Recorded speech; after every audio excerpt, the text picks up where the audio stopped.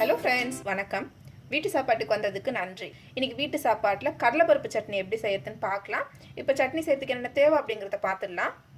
2 table spoon கடலைப்பருப்பு, காரத்துக்கு காஞ்ச மிளகாய்.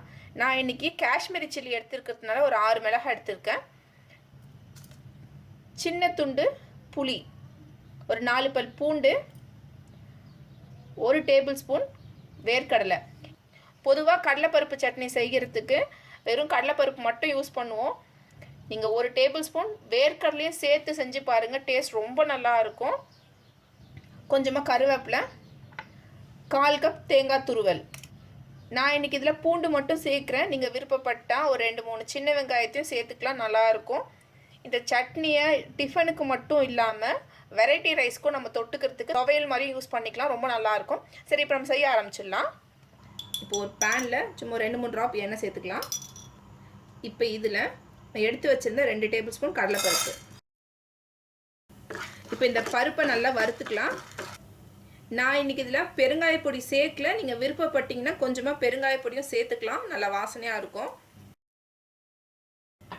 பருப்பு ஓரளவுக்கு வறுபட்டதும் இதில் வேர்க்கடலை, காஞ்ச மிளகாய், பூண்டு, கருவேப்பிலை இது எல்லாத்தையும் சேர்த்து நல்லா வறுத்துக்கலாம்.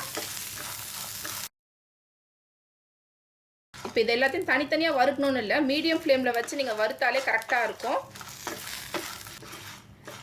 இப்போ எல்லாமே நல்லா வறுபட்டுருச்சு. இப்போ இதில் புளி சேர்த்துடலாம். நான் ஃப்ளேம் ஆஃப் பண்ணிட்டேன். இப்போ இது கூடவே 1/4 கப் தேங்காய் துருவலை சேர்த்துக்கலாம். இப்போ இந்த பேனோடைய சூட்டில் இந்த தேங்காய் இருந்தால் போதும், ரொம்ப வறுக்கணும்னு இல்லை. நான் ஃப்ளேம் ஆஃப் பண்ணிட்டு தான் தேங்காய் சேர்த்துருக்கேன்.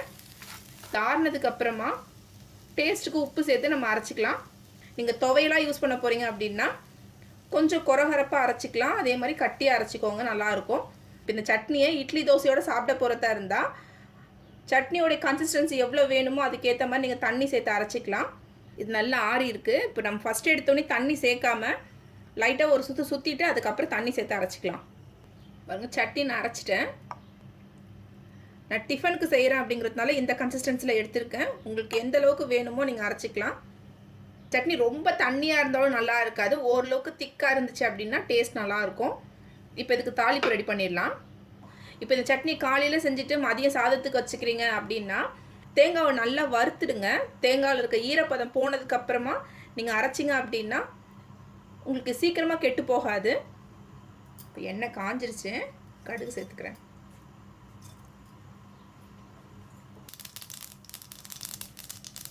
கருவேப்பிலை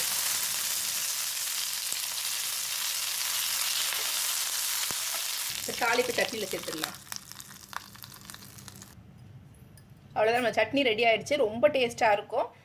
இந்த சட்னியோட ஸ்பெஷலே நம்ம வேர்க்கடலை சேர்த்து செஞ்சுருக்கோம், ரொம்ப நல்லாயிருக்கும். இந்த சட்னியில் இன்னொரு ஸ்பெஷல் என்னென்னா உங்களுக்கு கடலைப்பருப்பு வந்து நிறைய குவான்டிட்டி கொடுக்கும். இந்த அளவுக்கு 4 பேர் தாராளமாக சாப்பிட்லாம்.